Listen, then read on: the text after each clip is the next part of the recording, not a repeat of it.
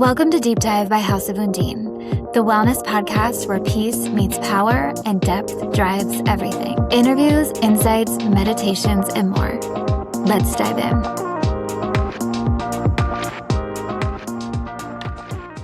Hello, and welcome back to Deep Dive by House of Undine. I am so happy to have you. I hope you're having a great day wherever you are. Today, we are doing a Wellness That Works episode. So this is a series where I dive into a wellness tool or tip that has really worked for me and that I absolutely vouch for.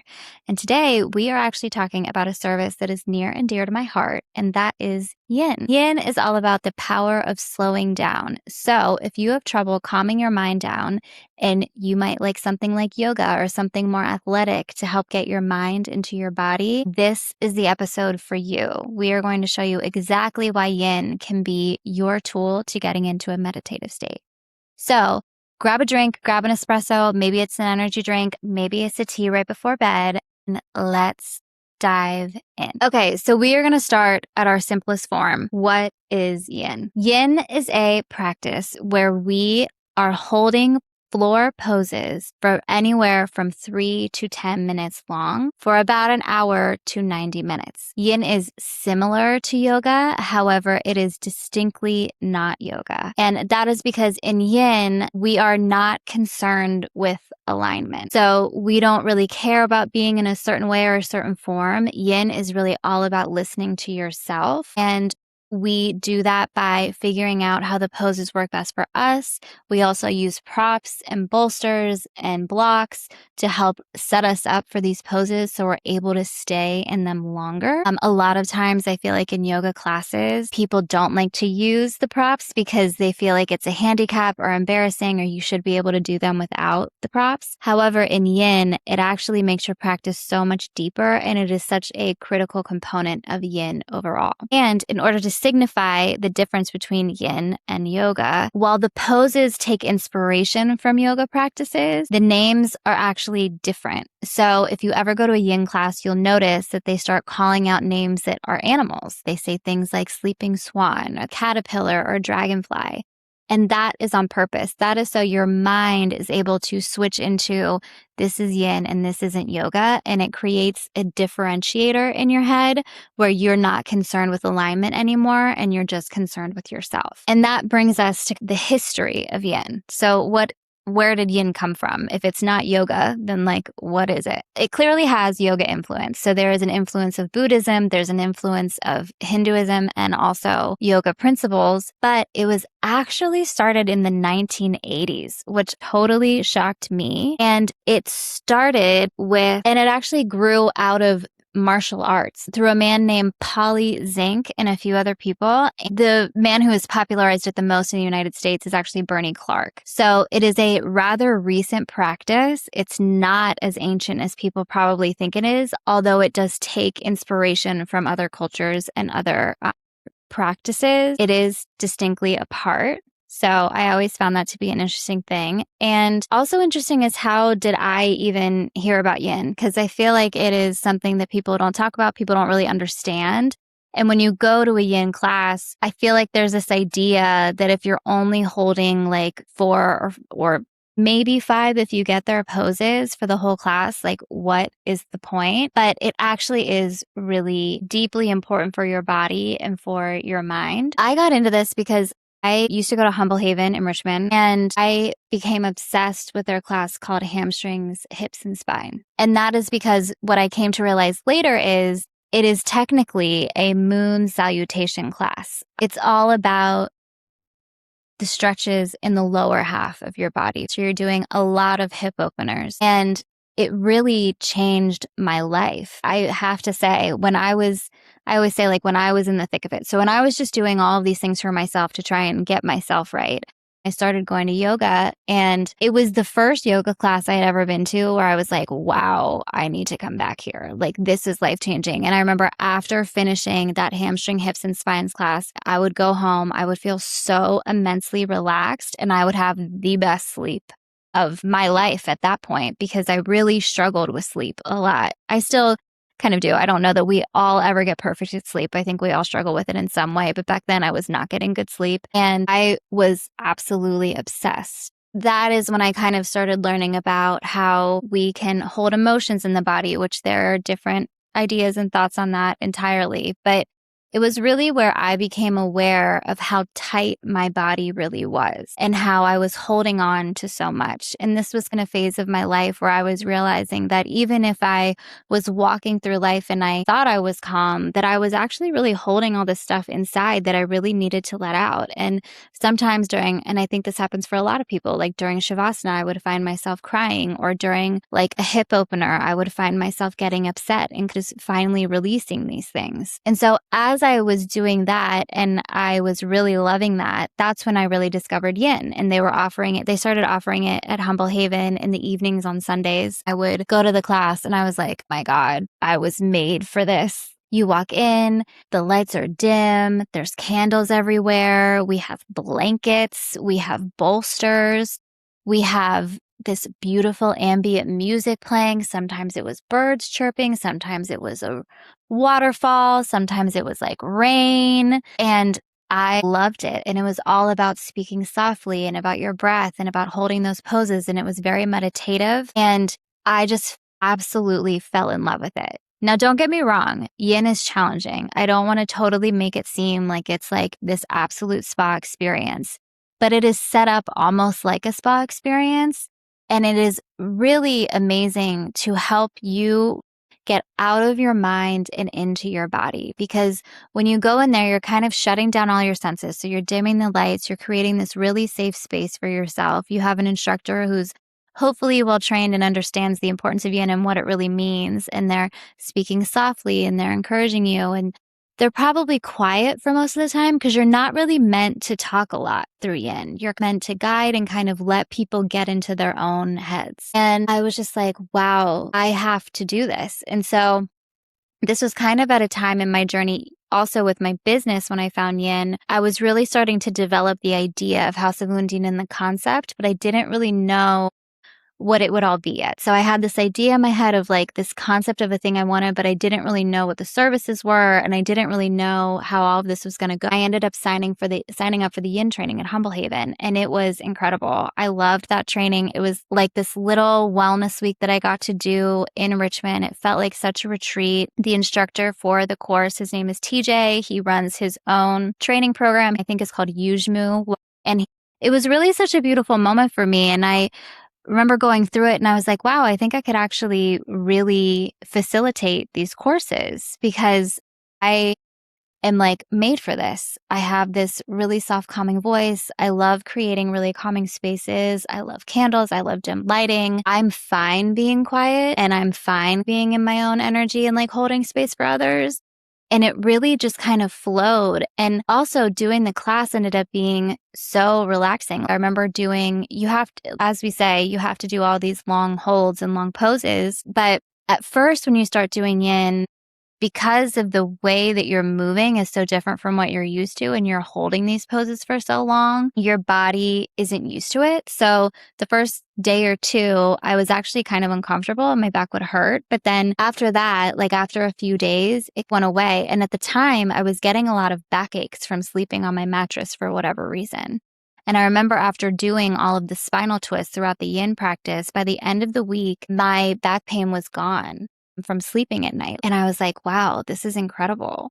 And then it was also really helping with my sleep. Like I was going to sleep and getting this really restful sleep. And I was able to open my hips in ways that I hadn't before and really just spend time with myself and in community. And so I was obsessed with the training. And at the end, I hadn't really taken it being like, I'm definitely going to do this for House of Undine. I was kind of just took it because I was like, I feel like I need to do this. I remember writing a review for Humble Haven and I was like, who knows where this will go, but maybe I'll be teaching in one day. That was in November of 2023. And then literally in January of 2024, I started offering free yin classes to my friends in my house. And that was really where House of Undine all began. So yin is very near and dear to my heart. And I think one of the most important parts of yin as far as wellness goes, it's really in this idea of this building world and knowledge of your fascia. When you are in those poses and you're holding a pose for 3 minutes, it takes your body about 90 seconds for it to fully release. So when you are going into something like a forward fold, it takes about 90 seconds for your muscles to release. So in that first 90 seconds, your body's in protection mode. It's really protecting itself and it's not letting you go as deep as you can. And once you pass that 90-second mark, you will feel your body release a little bit more. Like you're able to go just a little bit further. You're able to lean in just a little bit more. And that is your body kind of releasing its fascia, releasing the muscle, and really allowing yourself to open that up. Our fascia is our scaffolding with our whole bodies, in between your muscles and your organs and everywhere throughout. It binds itself around your bones. It holds you all together. A lot of times the example is it's like when you're opening an orange and you see white material that's holding it to the orange. When you peel it back, that's similar to what your fascia is. And what fascia is really doing is it's protecting your body. So it's always trying to keep you safe. And when you're sitting for a long time, it tightens up. Or if you're sitting with your legs closed for too long, it's closing up your hips because it wants to conserve energy.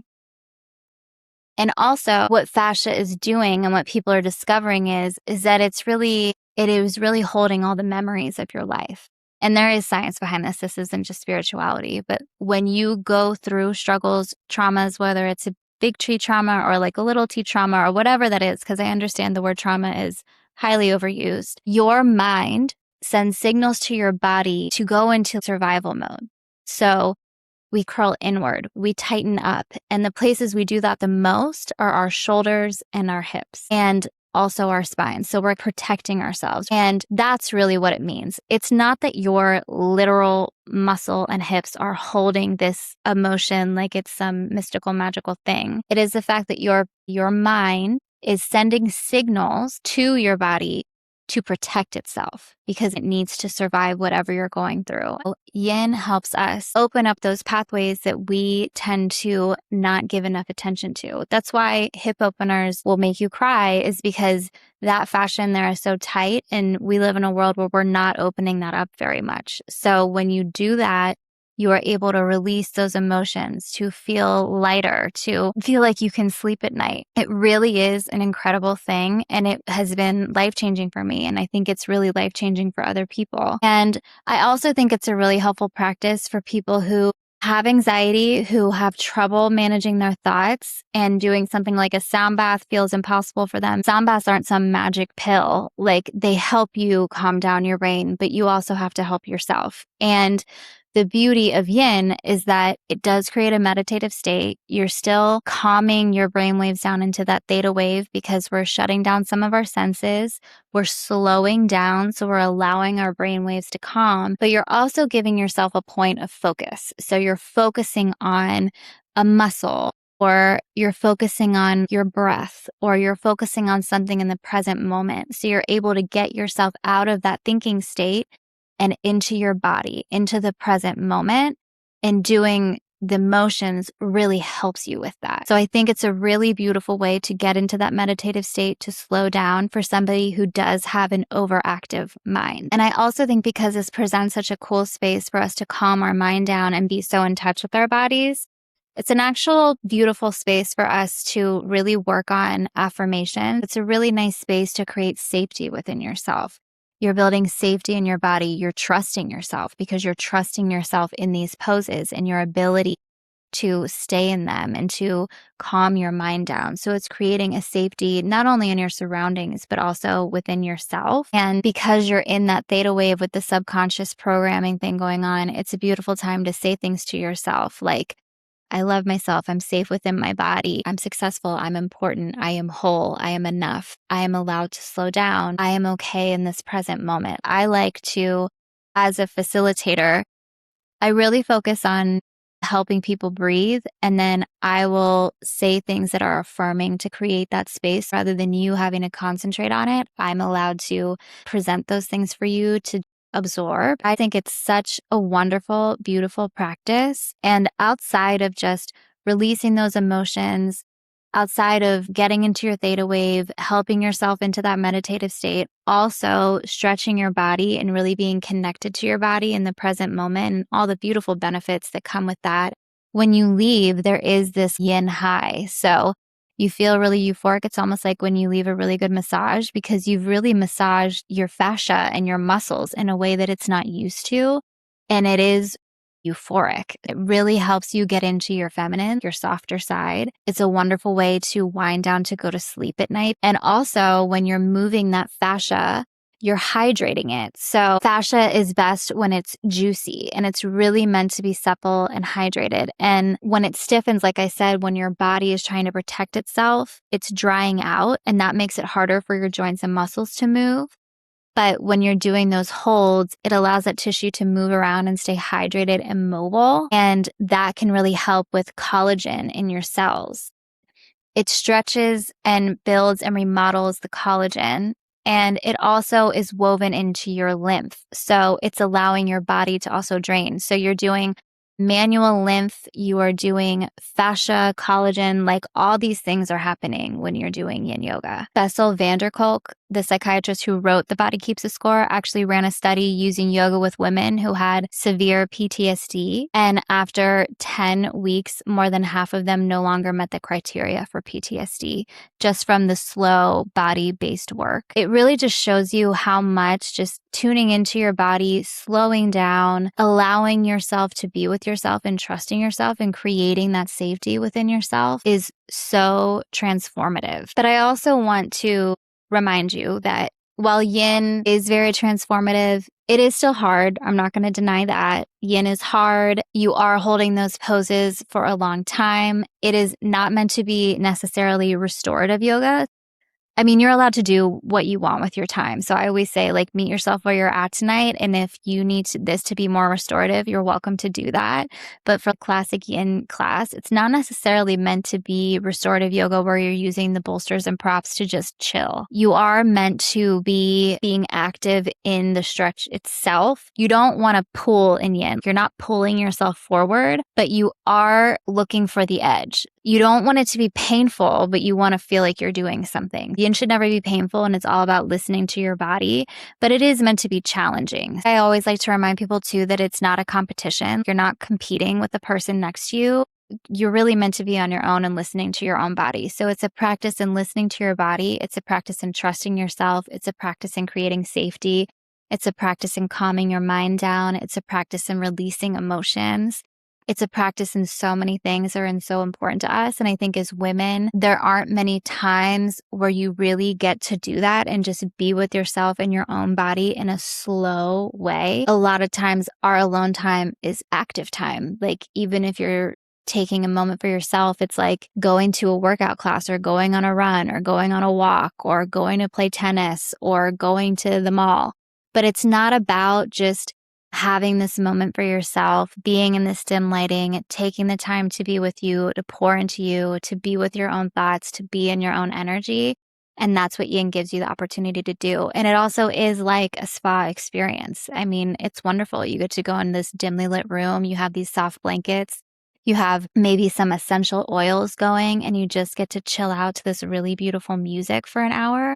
I mean, that's half the reason I love it, is that even though it is challenging, like you're in a beautiful space doing it. But there are people who aren't going to like it. So there are people who I wouldn't necessarily recommend it for.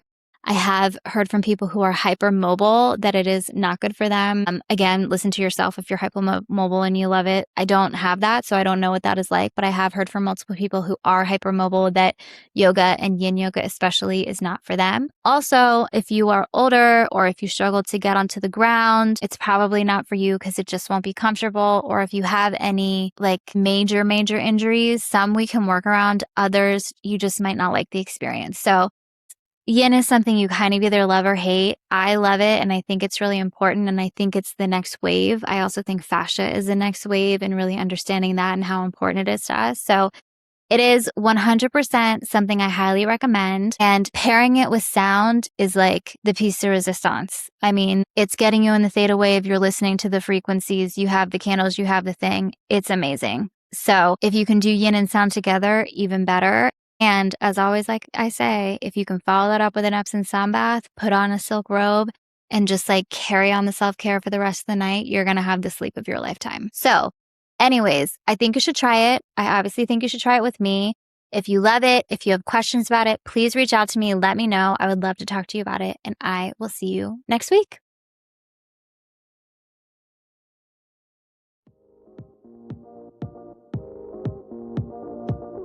Thanks for diving deep with us. If you like this episode, share it, rate it, and come back next week for more. This is Deep Dive by House of Undine, where peace meets power.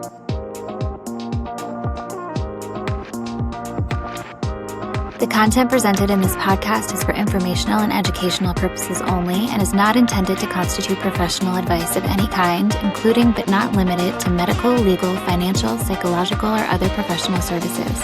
Nothing discussed should be interpreted as medical advice, diagnosis, treatment, or prevention of any disease, nor as a substitute for advice from a licensed physician, healthcare provider, or other qualified professional. You should not disregard or delay seeking medical or other professional advice because of something you have heard on this podcast. Always consult a licensed physician, healthcare provider, or other qualified professional regarding your specific circumstances before making decisions related to your health, treatment, medication, supplements, finances, legal matters, or lifestyle.